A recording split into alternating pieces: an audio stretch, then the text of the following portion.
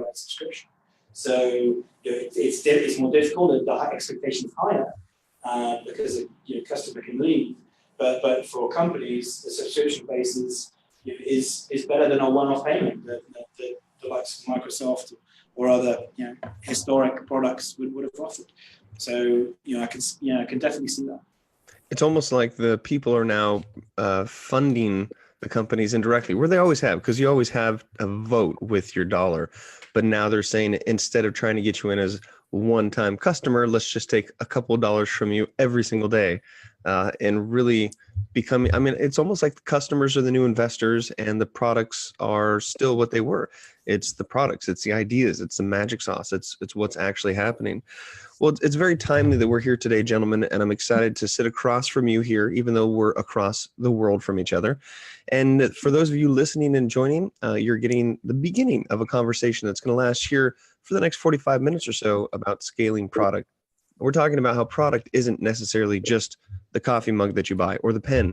It has now become the service that you subscribe to, the Netflix that keeps you off the streets, the wearables, like that thing on the back that I just got. So I'm Pavlovian's dog and I get buzzed every time that my posture is not proper. But it's one thing to understand where products have moved to. It's another thing to understand in this landscape how you can actually scale product. And that's a whole different story. So that's what we're going to be diving in today. Now, the show is called the ScaleUp Heroes, and that's because we deal with companies that are past the startup stage, but into the scale up. And that means dealing with the real problems of growth. If you hear your boss or manager, like in a frustrating manner, but also excited, said, here we grow again, these are the types of people that you're listening to. Now, I travel around the world and I speak about simplicity when it comes to business, and I'm excited to listen in to see how these two gentlemen can make something as complex as this new era of productivity and products hit, to how you can actually scale that, what it looks like from the bottom line, what it looks like as a manager, what it looks like for you as an employee, so that we can all scale up together. Max, I'll let you take away from here, buddy, and then I'm sure I'll chirp in here and there, but I'm looking forward to the conversation. Brilliant. Thank you very much, Ron. So my name is Max. I'm the head of products here at Monese, and we're currently in our very nice new offices here. And I'm really lucky to be joined by Mohammad, Salam, another head of products over at ByzGen.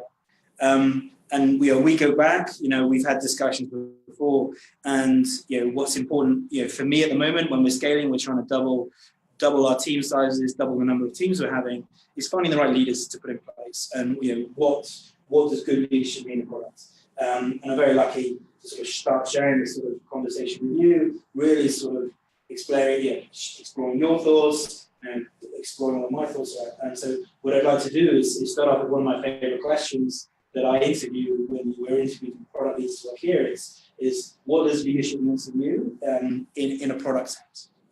Yeah, that's as we were discussing earlier, it's a very big topic to discuss leadership. For me, leadership from a product perspective is actually, and it can be played two ways as well for a product person. One is, a product leadership at a pre-market fit, which is when you are trying to, get traction for your product. And then leadership, once you do get a market fit and you have got something concrete, and now you have to scale up, or the discussion we had earlier on about scaling up products.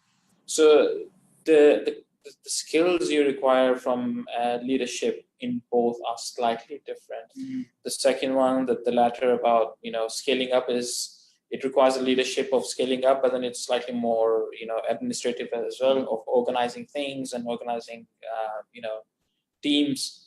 Whereas the leadership at the pre-market level, I feel that is more empowering and is the one that actually does really get you the right DNA, if there is ever a right DNA for a product person.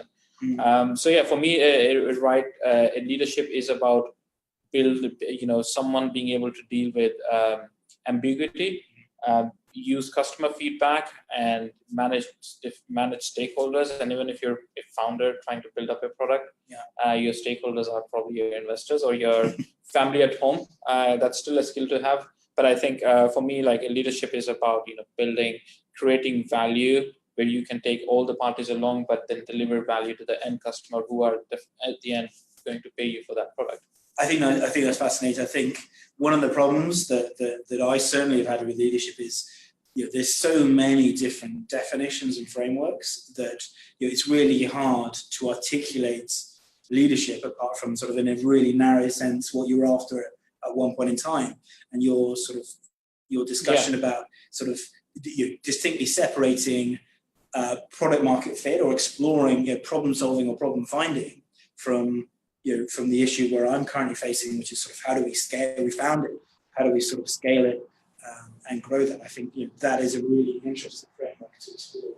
And sort of paraphrasing what you just said, I think what really attracts you is this really open space at the beginning, where you don't even know what the problem is, let alone the solution. So you talked a little bit about stakeholder management. So what are the sort of key drivers you see in that sort of space of leadership? Are you asking about pre-market fit or about pre-market? So this is an interesting place. I've actually put myself in for the last couple of years. Actually, I've been doing projects of my own where I'm actually trying to establish something. But I've actually just joined a brand new company where there is just a technology and you have to find the market fit. For me, the technology is blockchain. And the technology is blockchain, exactly. And this is a big problem. And I've actually only scratched the surface of the problem of how do you get a product out of blockchain when it's an infrastructure, it's a network, it's a protocol. I think the biggest challenge in that is more at a B2B level. It's actually defining your value proposition. It's about describing what value your solution is trying to build at this stage. But I would just talk. I mean, outside of ByzGen, for me, and I've experienced this as well, is a pre-market fit leadership is really about. For me, it's really about knowing yourself well. Okay. And the reason is, you as a founder or you as a person who could be passionate about doing something want to achieve one thing, whereas you want to start aligning with your customers. And the most difficult task is at that pre-market fit is listening to your customers, which of course becomes truer even post-market fit, but pre-market fit, the type of passion you have and the level of, you don't have as many people to talk around about the same thing or with the same passion. The only thing the only people you could talk to is your customers, and your only test and the real test of your leadership is your customer going to part money or going to do something about the value you're trying to propose?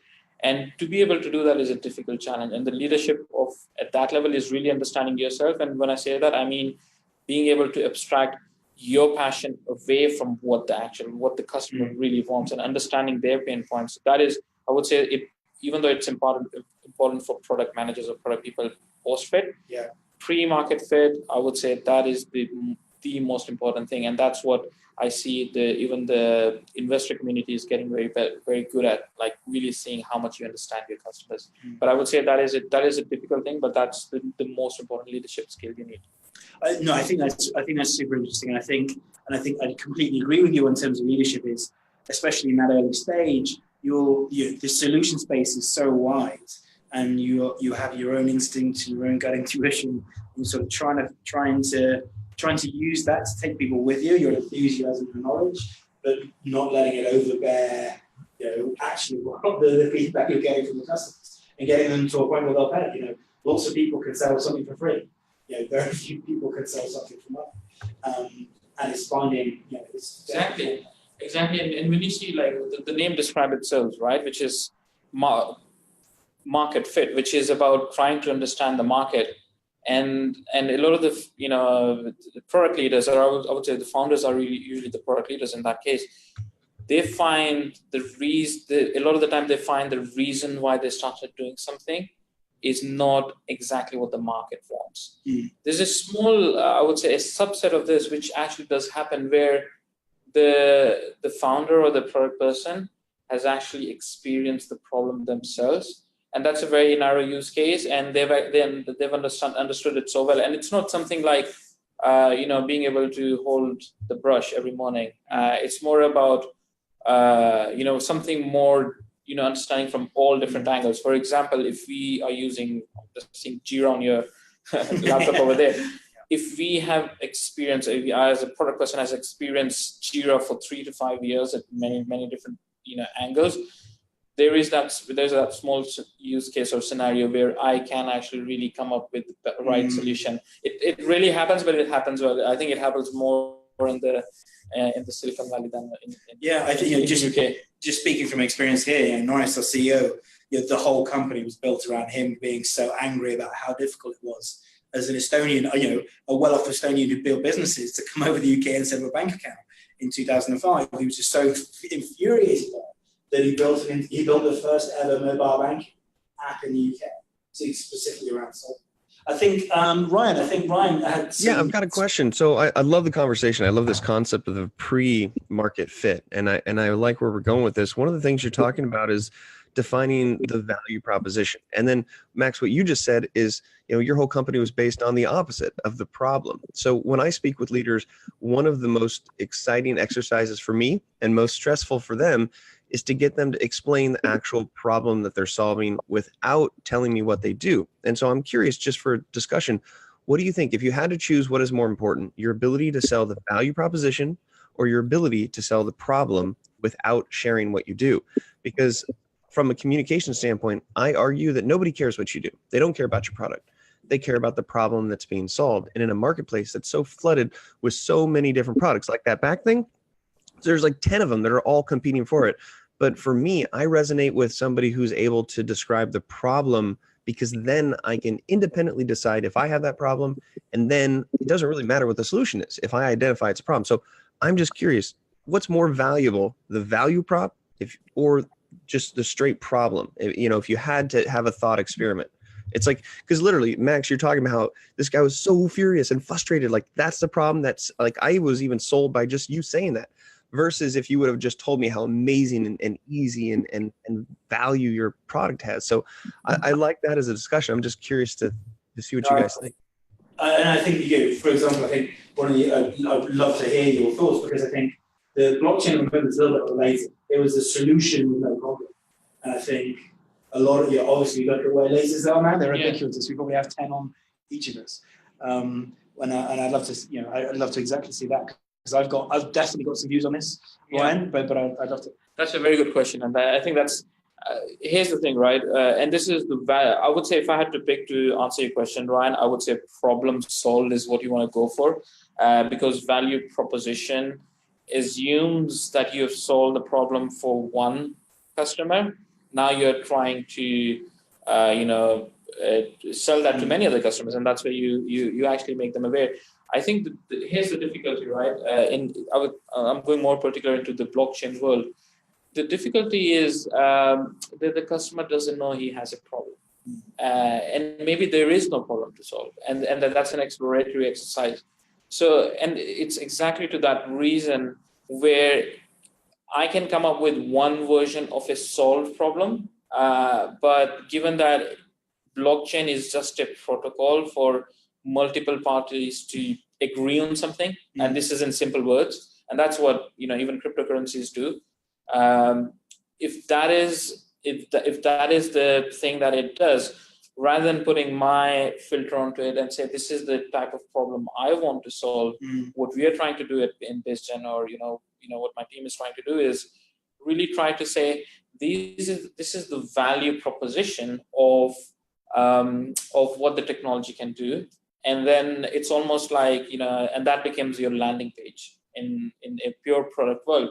And then you start seeing, different faces in different industries and see where does this value proposition make more sense. And then you... But it must be quite tough to go up to, when you're doing business development, and go, we think you've got a problem. The problem could be anywhere. Here's a solution. Yeah, that must be quite difficult. It is. I would say it's one of the most difficult exercise. We've had to go through 50 industries to go through and narrow it down to 5, and that took almost a month as well. So it is a very difficult, time-consuming exercise. Of course, you need funds for that, and you need backing to be able to run that exercise. But the good thing is we have actually, and the interesting thing is we have actually narrowed it down to 5, and our focus is the defense and the government sector, and they seem to have issues around collaboration. and this is where we think we add most value. And we've very nicely, or very neatly we have been able to define a value prop, and it's starting to resonate enough with them. And I think we could be one of the first movers there in this industry to do something different out of the box. I'm pretty sure the governments and the defense sector is looking on their own, but once there is this dilemma as well, once you're starting to look into your own problems, you actually solve those problems very differently. Whereas we're doing it from a product lens, so we want it to be a repeatable product. We don't want this to be specifically industry focused, but we have chosen one industry over a lot, and that was just because our value prop is something that if we had spoken to them once about, they would have actually called us 5 times over. Even though we haven't sold something, being a B2B world, I think that's where it's kind of a spin of how we have used value prop to actually gauge interest, or as a landing page to gauge interest. I think that's really interesting, and clearly being able to very clearly articulate a problem without a solution, really say this is a problem, and then go and find who that problem is the most valuable for. That's and I think this sort of speaks back to your point, Ryan, is really truly understanding the problem and being able to articulate it very clearly, very concisely, in a sort of an industry agnostic or technology agnostic way, and then work out, okay, this is the problem. Who is this the problem the most for? Who's got them? Who out there, business, customers, who is this most painful for, and is therefore willing to pay somebody in order to make this problem go away. Which I think is very, very similar to us. I think we're doing it a slightly different way. We're sort of understanding the problems around finance. Everybody knows what they are. And it's a question of trying to solve them in a slightly different way, or a slightly easier, or slightly customer-centric way. I think, speaking to your point, Ryan, one thing, whenever we try and do something new, the first thing we try and do is try and make it very clear or agree what the problem is. We found that if we skip that step, as a leader, if I skip that step and we start going to solutions, we either don't solve the problem at all, or we solve it for the wrong people, or it's a suboptimal solution. So as a leader, finding the right problem, articulating that problem, which is solution agnostic, and then going, okay, where is the value in this problem? And saying, well, this is who we can solve for. We've personally used sort of customer personas a lot for that, because, for example, savers, there's a lot of different savers. There's somebody who's storing money away, and it's only a little bit of money, but it's to keep, it's for emergencies, versus somebody who's got a lot of money and is just trying to divide it up and keep it safe, versus somebody who's just after the highest rate and wants to go wherever the rate is. So by really understanding which one of those we want to solve for, that can really help us. Okay, we're going to solve this problem for this customer, which is exactly what you've done. We're going to solve this problem for this customer, because it's the most valuable for them, it's the most valuable for us. And as a leader, it's us that are sort of helping. Would you agree? Sort of 100%. I completely agree. I think as a leader, in this specific scenario, what you have to do is really find out what the problem is you're trying to solve, and that's the problem is solved when you actually achieve the market fit and the customers actually tell you. So knowing that, so we're not, in my current company, we are not there to say, we're not there yet in our journey to say we have solved a problem, but we have enough evidence to say that there is a problem to be solved, based on the hypothetical value proposition that we've actually framed based on our understanding and a few proof of concepts we've done.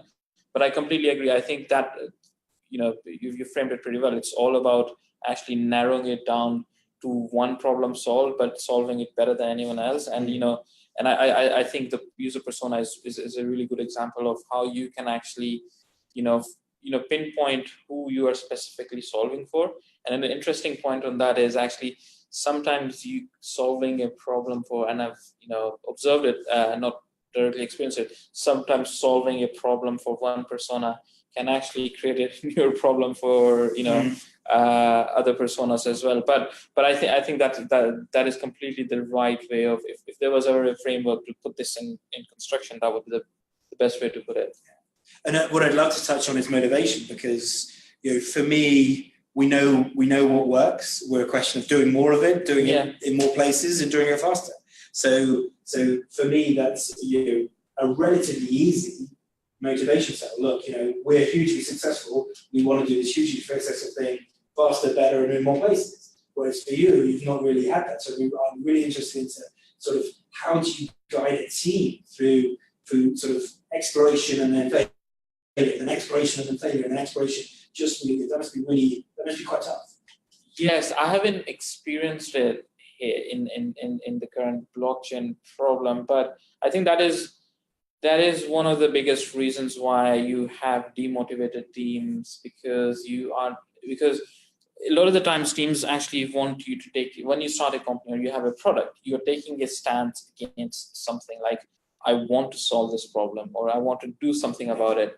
And once you go too far in that journey, and then realize, or you've put investment or you've, put enough effort into it with the team, it's very difficult to untangle it. I think a good product leader is able to untangle it very easily, because you want to remain true to the customer problem you're trying to solve, rather than your effort or investment or anything else.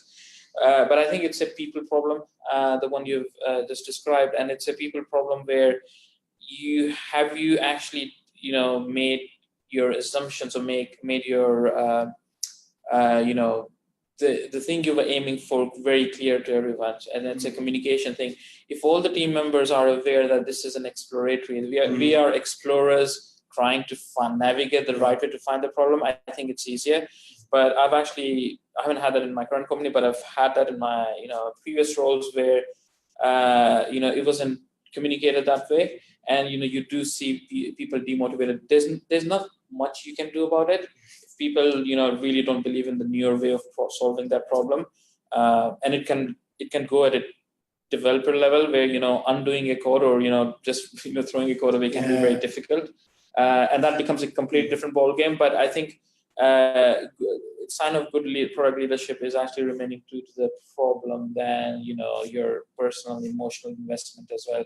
I'd love to dive into two things, which is sure. One is the vision, and the second one is sort of being able to sort of kill ideas. I think on the vision, I sort of completely agree. I think once you found that problem articulating well, we use the postcard. We use product visions quite strongly here, and I think it was the postcard of the future.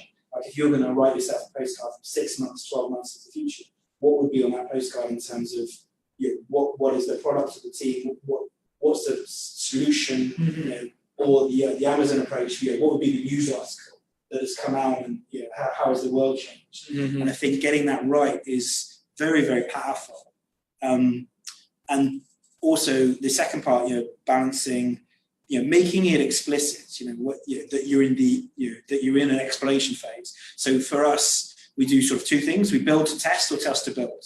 If we build to test, we know what we're doing, we're building it, and then it gets tested in standard software development way.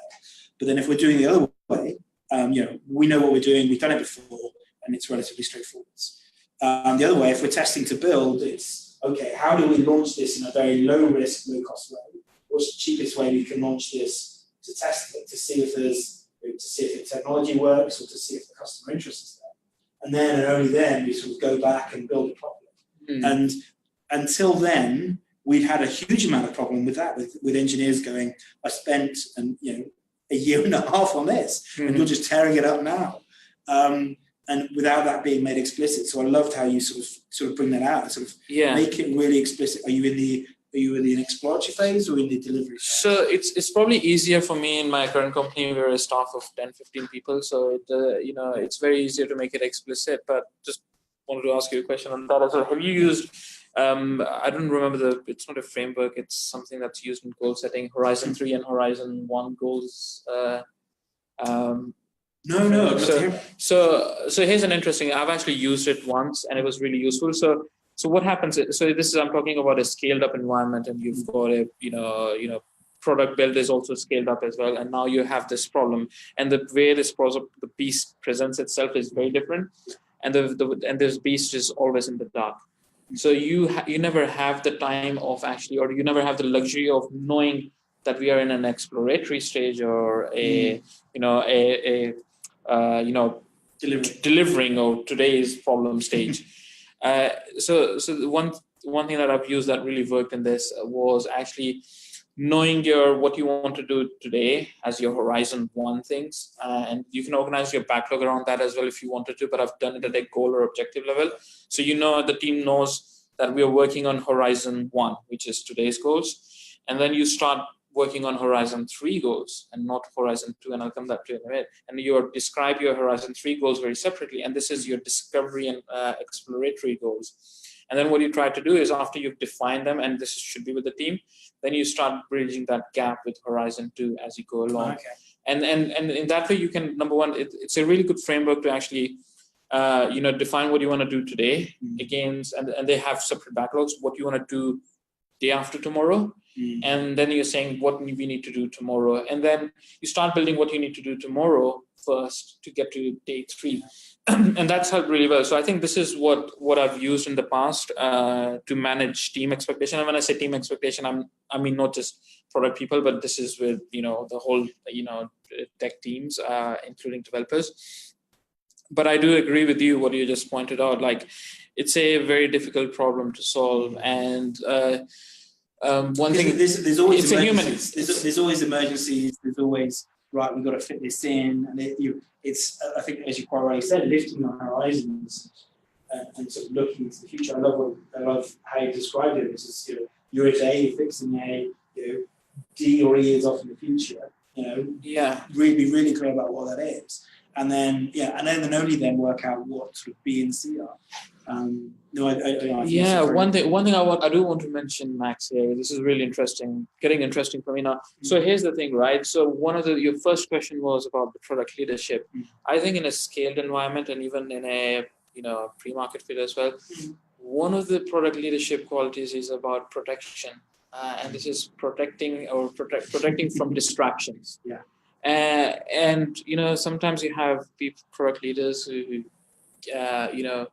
and this is my pure observation, I would say, where you do actually get into this thing where every single customer feedback creates a distraction, or every single feedback from stakeholders specifically, and comes from investors, and right at the top results in a distraction. Like, we have to do this. Why? Because X said this to me.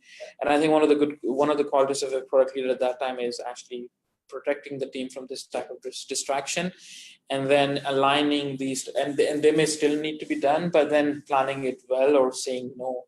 And courage, like extreme programming mentions, courage is the most important thing. And I would say extreme programming, which even though it sounds like for programming and an agile thing, I would say extreme programming is fundamental to a good product leadership in a scaled structure.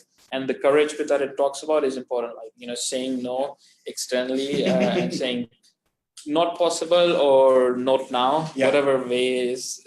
Never say no, say not yet. Yeah, not yet. It's definitely, that is one of the ways. So, I think there's a huge amount of there. I think moral courage. I come from a military background, and it's one of the principles of the British military. And I think being able to say no, sometimes in a difficult way, but if you can say in a clear, constructed, evidence-based way.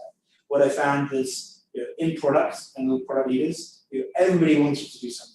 Risk, compliance, investors, the CEO. So the way we really try to turn that on its head is say the final decision lies with the product lead. You know the customers the best. You know the product the best. There's lots of people that want to do your stuff. A lot of the times it's antagonistic, but we have hired the right person in you. You've got the right knowledge, the right skills, get the right capability. You make the final decision. And that, if you find the right people, if they've got the right skill set, and they will make the right decision, and that allows them to sort of self-protect. But I think, from my perspective, one of the things they do have to do is help protect the team, which is one of the things I've tried to do setting up the system, is set up the system in ways the teams are innocent until proven guilty. Where I know a lot of places I've worked, and I know a lot of places you worked, the teams are guilty until proven innocent. To get anything done, you go around with a begging bowl saying, please, can I do this? Please, mom, can I do this? And that's a recipe for all products, because it's products by voting rather than by research and the person who knows the most about the customer. And I think what I can do as a leader is create a system and the culture that A, treats the team as innocent, B, allows the team to stand up to the CEO, stand up to me, stand up to risk and compliance, say, I take your advice. Here is the reason why I'm not following that specific advice. If I'm wrong, here's how I know I'm going to be no wrong very quickly, and here's what I'm going to do in case is going to go wrong. But I think it's a lot of effort, and managing all these stakeholders who want to tell the product teams stop, go, do this, do that. Be it marketing, be it risk, be it compliance, be it CEO. That's a really it's a moral courage. Yeah, exactly. Which is I've had situations where I had a product team where I generally didn't know what the answer was. Like someone asked me something, and it would have been difficult for me to say no, just because of the position maybe. But then being curious to get your right product person and trusting their instinct and saying, what do you think about this? And they said, no, let's have a discussion. Let's come together.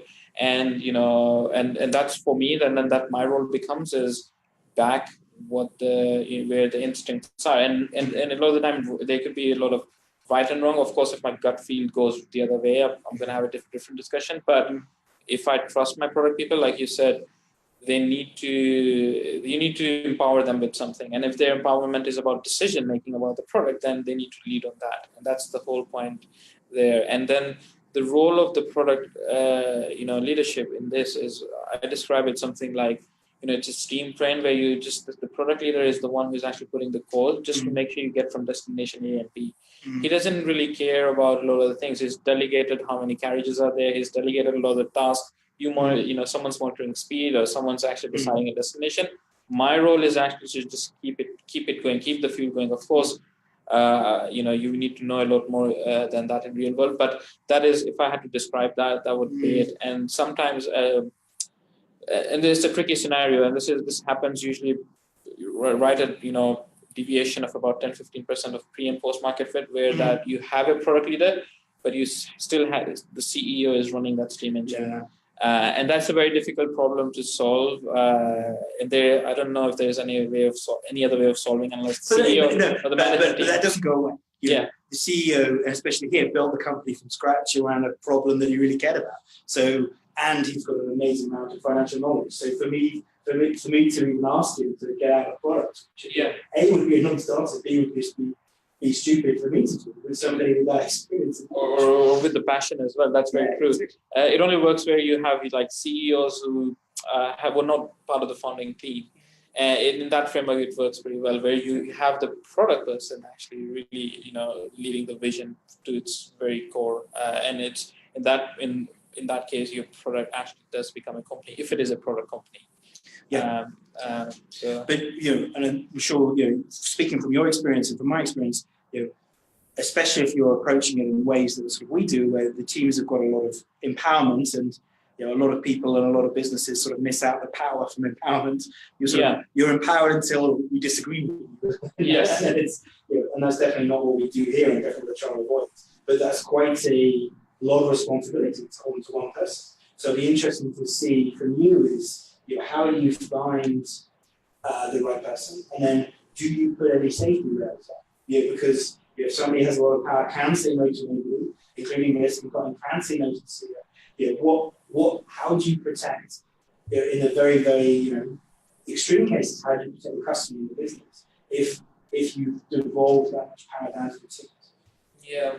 So, this is a very good, excellent question, actually. So here's the thing, right? So it has to come from the CEO in this case. Unless the CEO agrees, there's nothing you can do about it. So I've had a situation where, and I can be very specific here, where the CEO wanted one thing. I wanted something different. The product person wanted the third thing.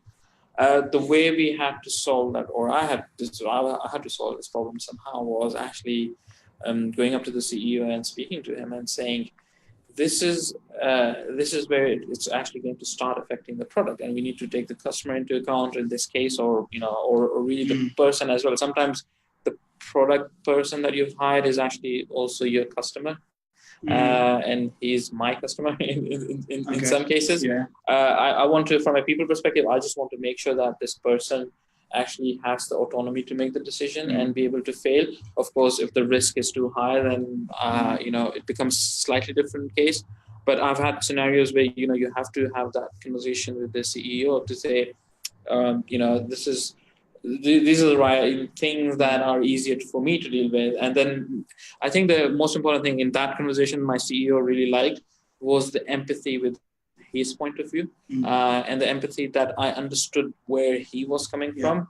But then me saying that, going forward, that this is the right way for us to approach. And I'm actually, on your side, and I would have done exactly the same thing. And I would have definitely done the same thing. But it's actually being able to communicate, and he loved it so much that, and it was accidental then. And it was so much that the CEO actually kept recalling that event. I don't want to do that thing that I did once. So it's actually, like you said, it's the moral courage and, doing that. But then your other part of your customer is, if you have autonomy so deep within, then how do you, was your question on how do you... Yeah, it's sort of, is the guardrails. I think the point you just talked about, I think is, if you just stay on there just for a second, Sure. I think CEOs and other positions in leadership, if they can understand the decision, they will support it even if they don't agree with it. But I think they've got to understand it. If they don't understand where this decision comes from, where it has come from, that's when you start having a problem. And I think for me, one of the things that I'm clear with the product leads is it's 100% down to you. If you want an easy way of this, you make it really understand it. Yeah. I will back you no matter what, and if the data's on the fence, I will always support you. But if you want an easy way and you want to bring people over, you get your thinking in a row so at least everybody can understand the decision you made, even if they don't agree with you. Yeah. I think that's a really important 100%, yeah. The second point, which I think was more about if you're going to give this much sort of trust and responsibility back, how do you, that's a lot of responsibility, especially if they can say no to pretty much anybody. Are there any guardrails you put up, or how do you make sure and prevent, we describe them here as golden leaders, my precious, my product, and you sort of really hold it close. Yeah. They push everybody else away. Luckily, we've not had it yet because we've sort of externalized it. How do you prevent these golem leaders, empire building their team or seeing it's their product, their solution? How do you sort of prevent that from happening? Because you've sort of given the team a lot of time. Yeah, so this is actually a leadership test. And the leadership test is how well you're able to influence your leadership or lead product team to be able to follow you. And this is not following me in what I say, it's in action. So like what I said, if I actually give an environment where I'm actually making people feel they're my customer, for example, in this case, the product person was my customer, I want the test of my, of my leadership is actually whether he mimics that as well, or he's able to do that in that context, which actually is, does the product leader or the product person in this case is actually able to take everyone through the journey that he's actually going through. And I think that's the real test. And then really thinking that even in this case, the CEO as well is one of the customers that he has to sell to. He doesn't need to sell the product, but he needs to sell the idea that he wants to go through. So, and it's about, it requires different tactics every time, but it's actually making product people realize, like what you said, not being isolated in that this is, and it's actually, a problem with scaled frameworks or a lot of scaled way of doing things where, actually product autonomy is so well, it's so well rooted within the team that the teams can actually think they're a startup, which is a good way of describing it, but it doesn't work in reality.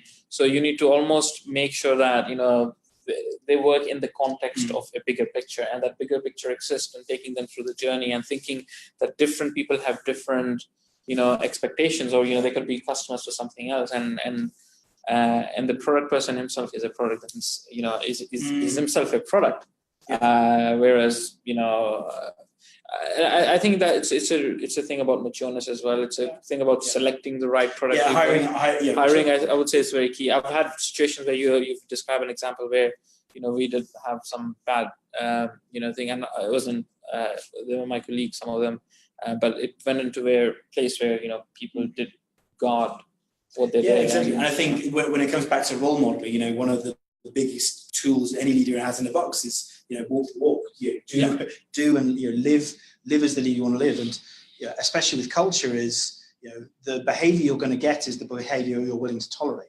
Yes. So we do it a couple of ways, which is say, look, product leads, you're responsible for finding the best solution, not your solution. So that's sort of trying to avoid that. That's really interesting. So being really clear on that. Mm-hmm. And secondly, I sort of see my job as hunting drink drivers. Now, if you're driving a car and you're qualified, you're in the car, you've planned, and you crash, fine. These things happen. Mm-hmm. Mistakes happen. However, if you're drink driving, it doesn't matter if you don't crash or not. You're drink driving. So what I'm trying to do is make sure that the product leads are making good decisions.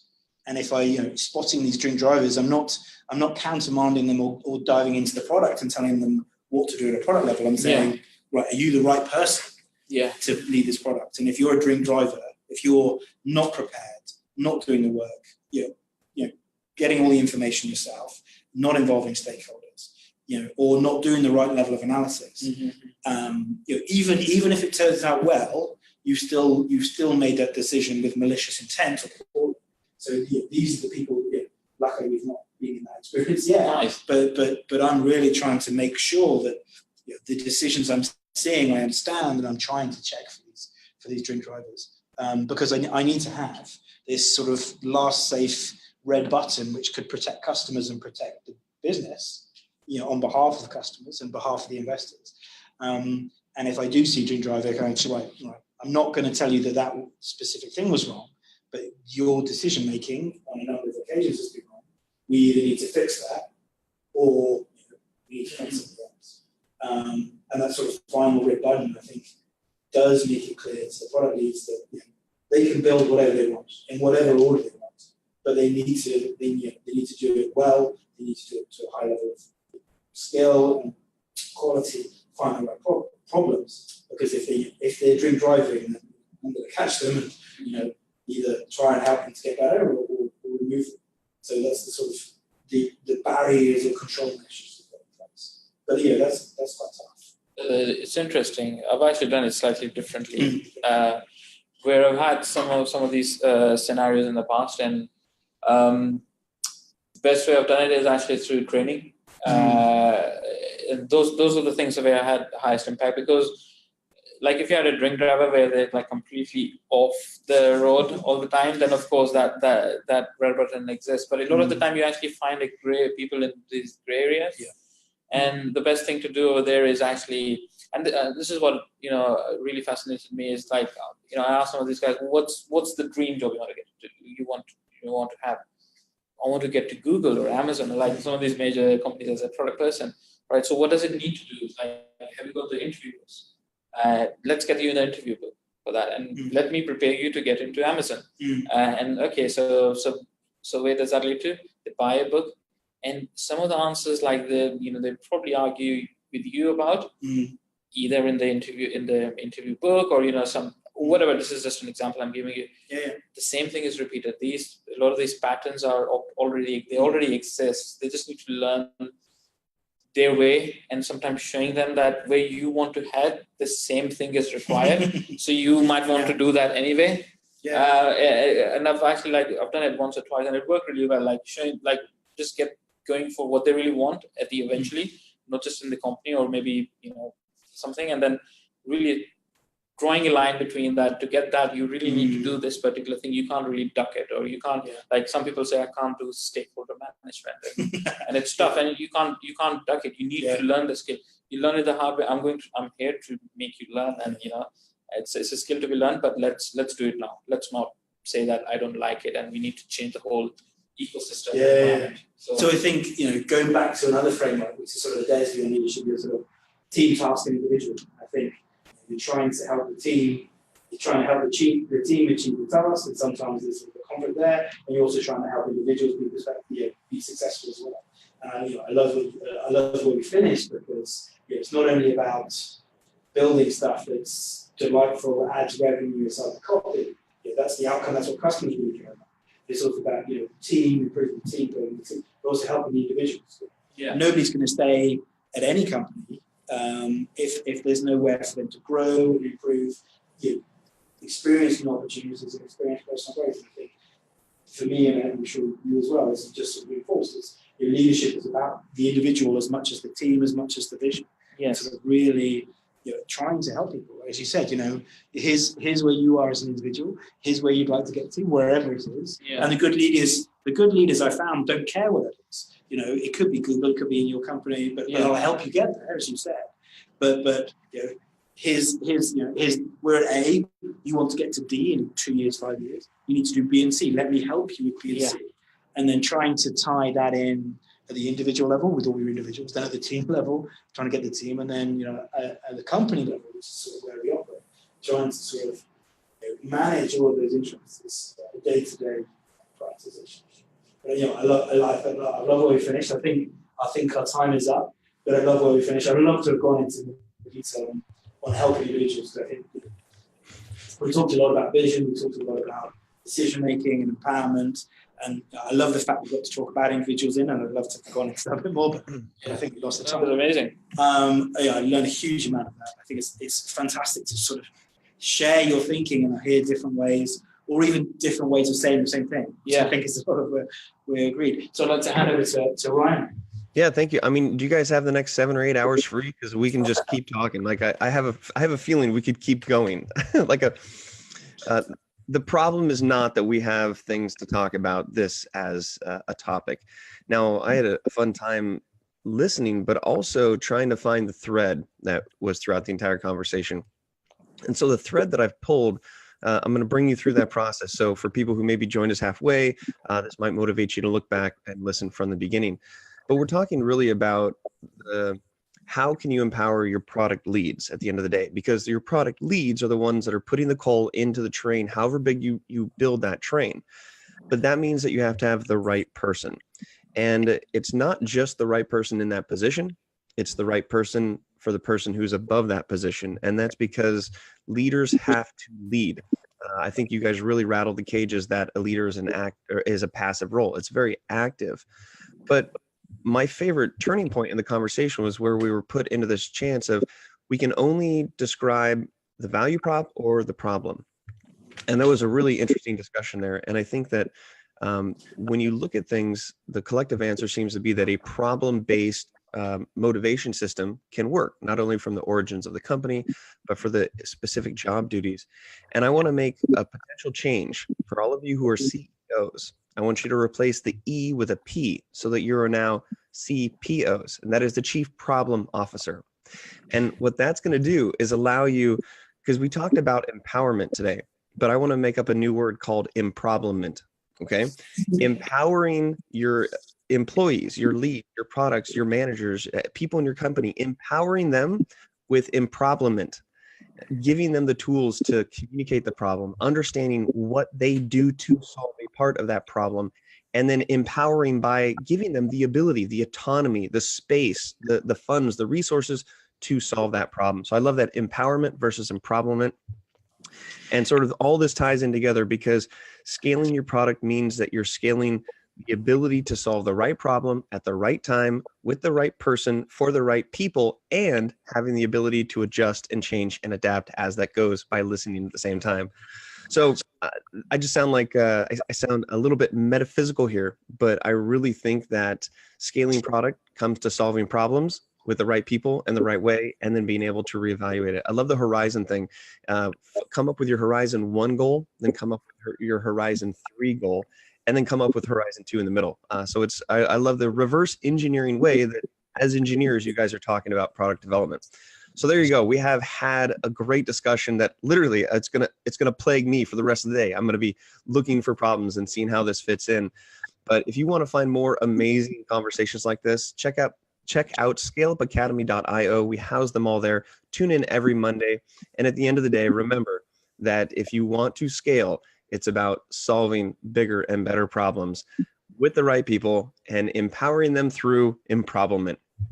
Whew. All right. You guys, I'm sure you're just going to continue the conversation there.